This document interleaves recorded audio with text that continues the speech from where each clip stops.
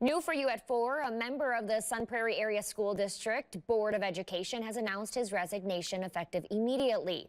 A release from the district says Alwyn Foster has been a member of the board since April of 2021.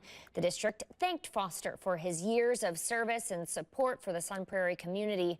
The superintendent and board president have started the process of appointing a new board member.